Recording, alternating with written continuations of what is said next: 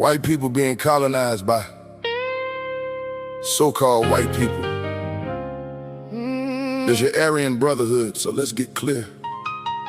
Let's get clear on what Europe actually was before the concept of whiteness was invented. Because it is a completely invented concept. For most of recorded European history, the overwhelming majority of Europeans lived in abysmal squalor. Absolutely abysmal squalor. You can't imagine the conditions. You would recognize it today as extreme poverty if it even exists anywhere today. I'm talking about a level of destitution that's difficult to comprehend from a modern point of view. From a modern vantage point, medieval European peasants, and peasants was most of them, the vast majority. About 4 out of every 5 people was a peasant. They lived in a one-room hut, dirt floors. They shared it with their livestock, literally. The animals slept in the same space that they slept in. For warmth, sleeping with your goats and sleeping with your pigs. That's your history. The average life expectancy at birth was in the mid-30s. Half of all children died before the age of 5. 1 in 5 women died in childbirth. Famine was absolutely common. It was routine. The Great Famine of the early 14th century killed 10 to 15% of all of Europe's entire population. Then the Black Death came, the bubonic plague, and that took out another third, or some say up to a half of the population of Europe. This is the conditions that they came from. So understand the real history of the people that we're talking about here, okay?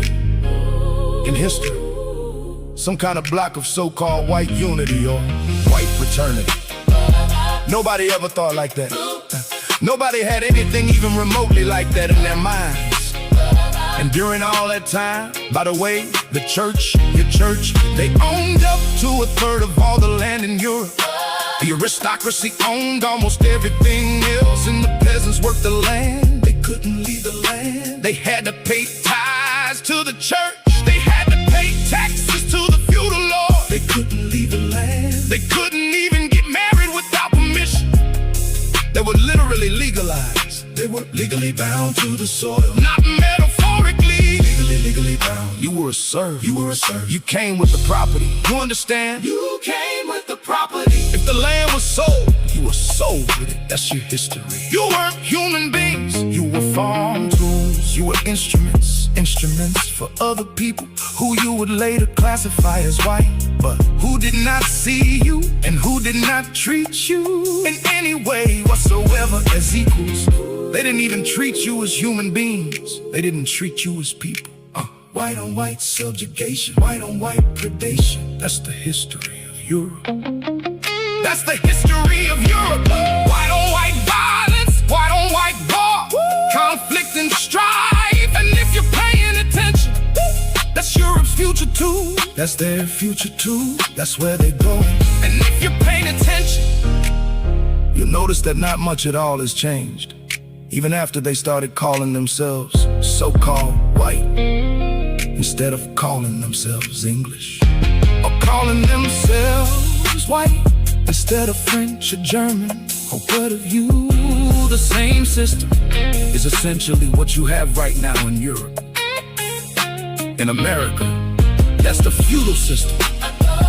Europe's great civilizational achievement, the feudal system, before they went out and colonized everyone else.